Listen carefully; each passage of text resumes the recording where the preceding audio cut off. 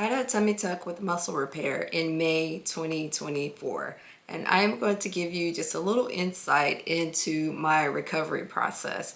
I've kind of broken this video up into a couple of different parts. I am actually currently 9 weeks post-op as of today, but this video is going to show you some moments from the first 2 weeks of my recovery, also show you some befores and afters during that time period. So I hope you enjoy.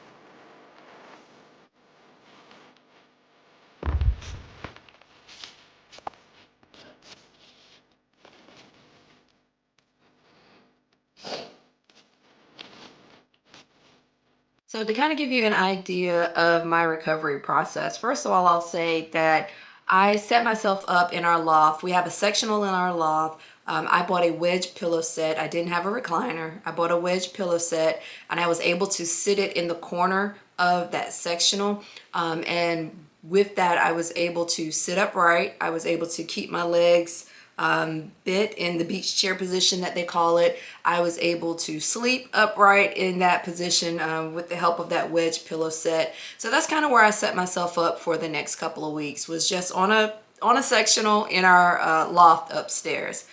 I would say by far day one post-op was the most difficult day of my recovery. And it was simply because I was required to take a shower. I wasn't in any pain. They gave me pain medicine on the way home from the surgical center, and then I had pain medicine to take every 4 hours. And so I stayed on top of that pain medicine. I set alarms on my phone so that I could take my medicine every 4 hours. I stayed on top of that. So I was never in any pain. It was just, everything was just really uncomfortable. But day one, I was required to take a shower, which meant that I had to take off the faja that I had come home from surgery in.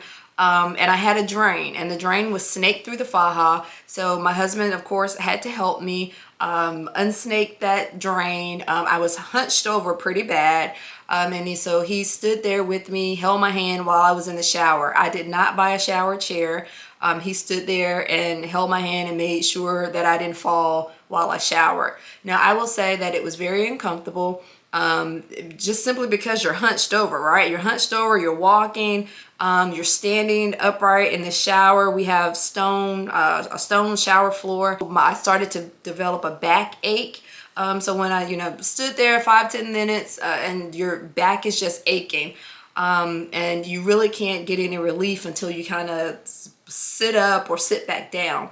And so the first day was really the hardest day of recovery for me, not because I was in any pain, just because I was uncomfortable, and then I was required to do all that movement to take a shower. Day two post-op definitely got better. I was able to navigate myself around the room, around upstairs. I was actually able to get myself up off of the sectional and then lower myself back down.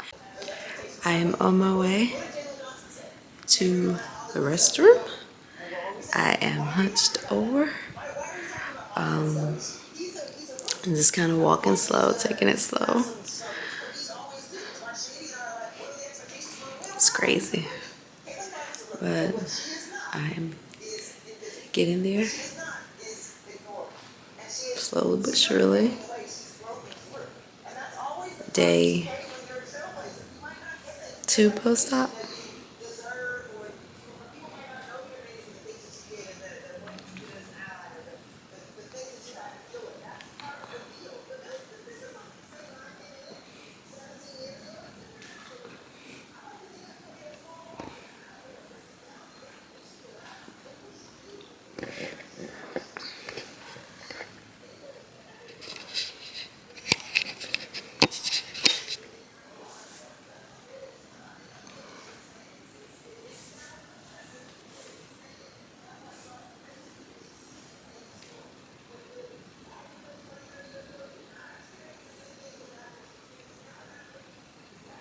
And so the day of surgery, day 1, day 2, my husband actually had to pull me up off of the sectional so that I wasn't bending at my incision, and then he had to help me and lower me back down once I was ready to sit down again. So when I had to go to the restroom, he had to be there. So he was my full-time caregiver for the first 3 days.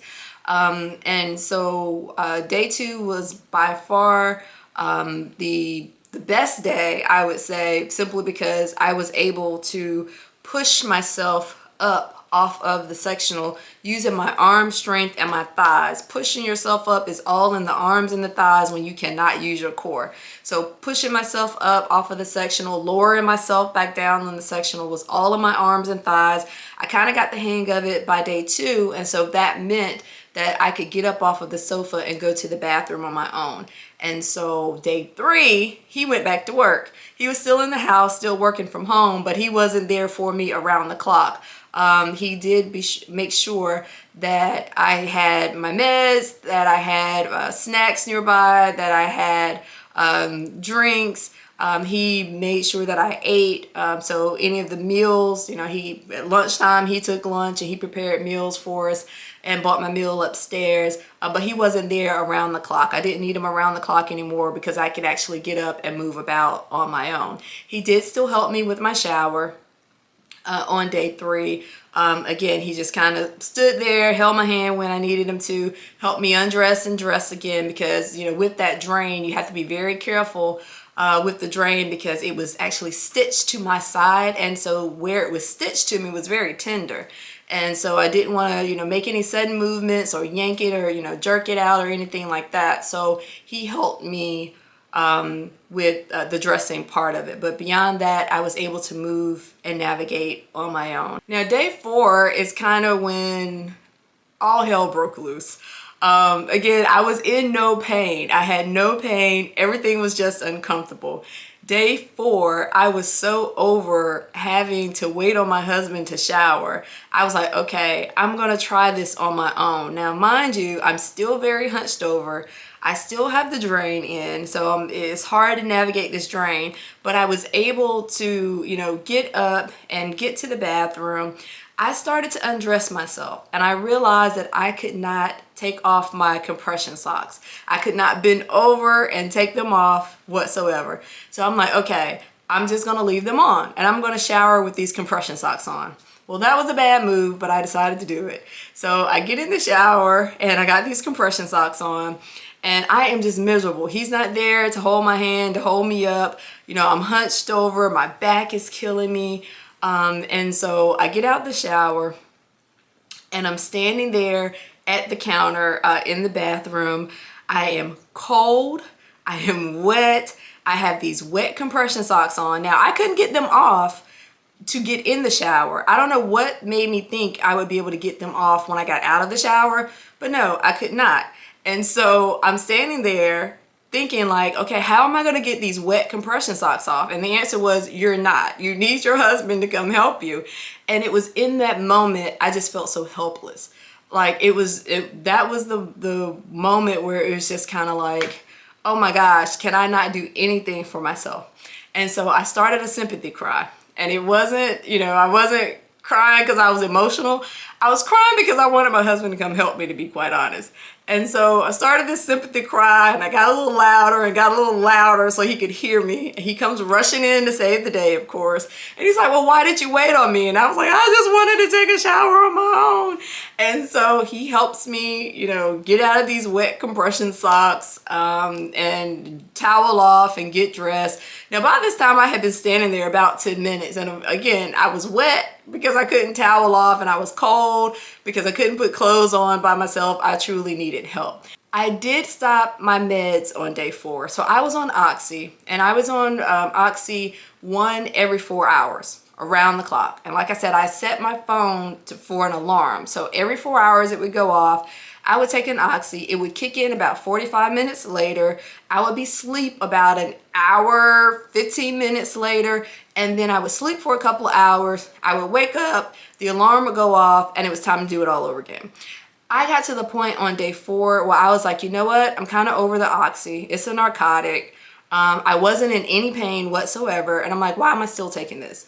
You know, what would happen if I just stopped taking the oxy? I did get the Exparel shot. And so I knew that by day 4 that, you know, they tell you it lasts about 72 hours. So I was like, okay, the Exparel shot is probably gone by now.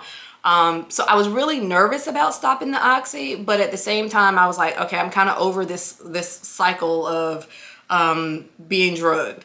And so I just stopped it, and I took extra strength Tylenol instead. I took 2 extra strength Tylenol 3 times on day 4. So instead of taking the oxy 1 every 4 hours, I just took 3 doses of extra strength Tylenol. Had no pain whatsoever. I thought that the pain would come back in a wave, and I was really afraid. There was just no pain. Everything was still uncomfortable, but there was just no pain. And so I did that for the next 3 days. I took 3 doses of Tylenol, and then the next 2 days I took 2 doses of Tylenol. The following day I took 1 dose of Tylenol, and then I completely stopped the Tylenol. And again, just had no pain throughout any of that.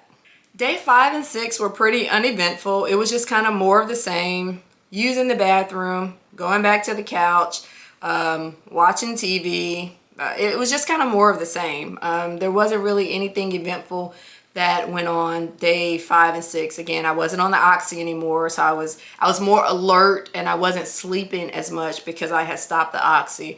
But beyond that, there was nothing really eventful about day 5 and 6. Day 7 was my first pre-op appointment with my plastic surgeon. So I had to get dressed and I had to go to this appointment. My husband drove me to my first pre-op appointment. It was actually the first time that I had gone downstairs since the day of surgery. So the day of surgery, I went upstairs to our loft, and that is where I stayed for the entire first week. And I didn't come back downstairs until we were headed out the door to the pre-op appointment. My husband did help me down the stairs, and it was like, oh, look at this house, like, nice house, who lives here? I hadn't seen my house in a week. But you know, navigating those stairs, he had to hold my hand, and we took it really slow going down the stairs. Today is Tuesday, May 28th. I have been in the house since the 21st. I'm 7 days post-op, and today I am headed to my first post-op appointment with my plastic surgeon. Hopefully I'll get to see what my results look like. Haven't really seen what they look like. I have a lot of tape on me still. I know that I'm swollen. I feel like I'm retaining fluid. I still have this drain, which is a pain. Hopefully he takes it out. But I'm a little excited, a little nervous to kind of see what's under all of this tape. I hope things look well. I hope I'm healing well. No open wounds or anything like that. Just going really well. And just kind of excited to see what I look like after 1 week. So let's do this. So when I had my tummy tuck, I did not have the fleur de lis tummy tuck, which is where you have a vertical incision in addition to a horizontal incision. It creates an inverted T incision, and it's so that the plastic surgeon can tighten you from this way as well as this way. And so I opted out of FTL. My plastic surgeon thought that I didn't need it to get the results that I wanted. He thought that I would like my results without it, so I opted out of doing that.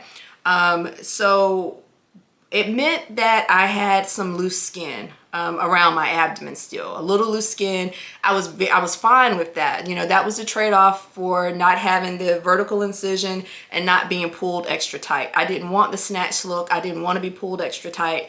And so that was my trade-off. I was just going to have a little extra loose, loose skin around my abdomen. And so when I got to my pre-op appointment, my doctor looked at me and he could see the loose skin, but he also was concerned about whether or not there was fluid building up under there. He was like, is that loose skin or is that fluid? He took my drain out on day 7. He likes to keep them in at least till day 10. And so usually that means that most people are getting their drains out at 2 weeks post-op. but mine wasn't draining anything. And so he decided to take it out 7 days post-op, but now he's concerned about fluid building up. And so he said, you know, I'm just going to monitor it. You know, I can kind of tell if it's fluid or not, but I'm going to monitor it. We'll see. I'll see you next week. And then I'll check it next week. He did pull off all of the tape. I was pretty taped up around my abdomen. And so he pulled off all of that tape. And he ripped it off like a Band-Aid. And I'm like, oh my, you know, oh my gosh, like, and I'm numb, right? But I can still feel this. And of course, you know, my incision, I know, you know, my incision, I want to protect my incision, but he just grabbed the end and he ripped it off. And he was like, oh my gosh, you look so great. And I'm looking at myself like, okay, I look really, really swollen. But he, you know, he's like, you look great. And I'm like, of course you're going to say that. It's your work. But I trusted him, you know, I trusted him. I knew that he could see the end result. He wasn't looking at me in that moment swollen. He was looking at what I was going to look like in a year. And he was telling me I was going to look great. So I just had to trust him because all I could see in that moment was me looking swollen. And so he pulled it off. I was able to see my incision. My incision was practically non-existent. I was really concerned about having that really large, jagged baseball incision stitch, baseball incision stitch, where you could really see where the incision was. And, you know, sometimes they're very jagged but I was so happy to see that my incision was very low, just like he promised me it would be. It was super thin. It was like razor thin. And it kind of followed the natural creases in my body. And so it was just kind of really not there. Like you could not tell that I was stitched up whatsoever. And so I was really happy to see that.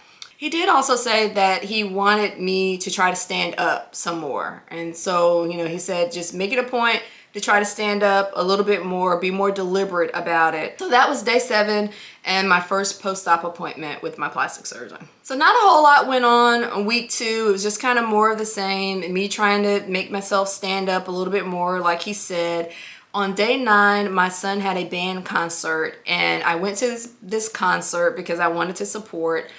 It was right across the street at the high school, and you know, it's only going to be a couple of hours. I'm still shuffling like an old lady, you know, hunched over, but I made it. I wore a pair of jeans, and I felt so boxy in those jeans. The jeans were not my normal size. My normal size pre-op was a size 10. I had just moved into size 10 about a month before surgery. And so the jeans that I actually put on were a size 14. I still had a pair of size 14s in the closet, so I put those on. I didn't even try to put on the 12s, and I knew I wasn't going to fit into the 10s because I was really boxy and I was really swollen. So there was just no way I was going to get into these size 10. And my thighs had swollen significantly after surgery, and it was something that I wasn't expecting. They tell you to expect the swelling in your abdomen area, and that swelling will last for up to a year, but they never really talked about swelling in other parts of your body. My thighs got huge. I powered through this band concert, but I was so uncomfortable in the jeans. I really wish that I would not have worn the jeans and I just would have worn a pair of sweats. And so I was so happy to get home and take those jeans off. Day 12 was the first day that I drove. My husband was going on a work trip the following day, so I needed to be sure that I was comfortable with driving because I was going to be home with my son by ourselves, and I needed to drive myself to my next pre-op appointment alone. And so I drove out to the store and back on day 12. I was completely fine. I got into the car, and our driveway goes up, like up a hill. And so we park it on this hill, and then we pull up the brake. And so I could not release the lever on my car. I could not even push the button in to release the lever. And I could kind of feel a strain in my core. It's really interesting, the body parts that you use for certain things, and you use your core for a lot. Like, who would have thought that I didn't even have the strength to push that button in to push that lever down because it engaged my core. And so I was not able to drive that vehicle because I could not disengage the lever.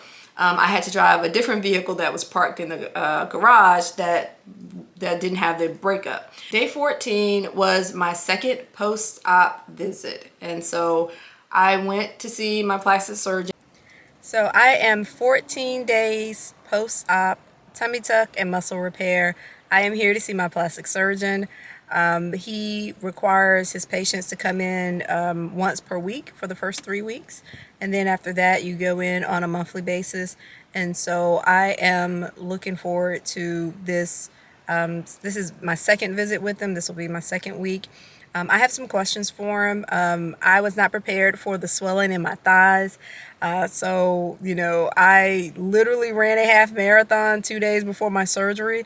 And then yesterday, 13 days post-op, I am in Target and my thighs are waving and clapping at each other. And I'm like, what is going on? And so I'm having some swelling in my thighs. I wasn't expecting it. I knew that my abdomen would swell. He told me about that. It could take a year for that swelling to go down. I was not expecting my thighs to swell. They are literally double the size. And so I plan to ask him about, you know, if there's anything that I can do for the swelling in my thighs. I also plan to ask him about more deliberate movement. So I am, you know, I walk around the house. If I'm going in the store, I do that kind of walking, but I'm not doing any like intentional movement, like exercise or anything like that. I would really like to walk around the neighborhood. And I just want to ask him, you know, whether or not that is okay. I have some other questions for him as well. I think they're going to change the scar tape at this visit. They did last visit. So, you know, I'm looking forward to seeing what it looks like under the tape. Hopefully, everything is still healing well under the tape. I don't have any openings or anything like that. I think they'll change the dressing. They'll change out the tape. And you know, so I'm just kind of looking forward to this visit so I can get some of my questions answered and see kind of what I look like after another week under the tape. What I really like about this practice is you actually get to see your surgeon. So they don't pawn you off on the nurses or the patient coordinator when you come in. Every time I've been to the office, every single time I've been to this office, I have met with my actual plastic surgeon. That's two consultations, that's a pre-op visit, that's, you know, the day of surgery, of course, the post-op visit, and here I am, another post-op visit. So I just really like that you are always meeting with your surgeon. You get to talk directly to him. And so going in here to get my questions answered, to get this tape changed, see what I look like. Hopefully all goes well. So that went well. I am, you know, really happy when I actually get to see my plastic surgeon because I get to ask, you know, the questions that I need to ask, and he's always ready to answer them. He doesn't rush me. You know, he asks, make sure I get all of them answered. So I was able to ask him the questions about my thighs, about movement. He took a look at my abdomen, and he had been concerned the last time I was here about whether or not I was retaining fluid. And so he touched me and I'm like, oh my gosh, I feel that. He was like, but you're numb. I was like, I still feel that. And so he was like, well, I just want to check for fluid. So he pulls out a needle and I immediately started running. And he's like, no, wait, come here. And so he stuck me with the needle. And of course, I did not feel it. I was very numb, didn't feel a thing. But there's no fluid. So that's what he was checking for. He was very happy that there was no fluid. He didn't even check my tape. They didn't take my tape off this time, so I didn't get to see my actual incision this time. They wanted to just kind of wash off on its own. I guess, you know, as you shower and things like that, it'll continue it'll fall off. And so, yeah, he's instead of coming back again next week, he wants to see me in 2 weeks. So I made my appointment for 2 weeks, and looks like all is well. Thank goodness. All right, so that's my first 2 weeks of recovery. Not really painful, just a whole lot of uncomfortable. Here's some before and afters for you. Hope you enjoy.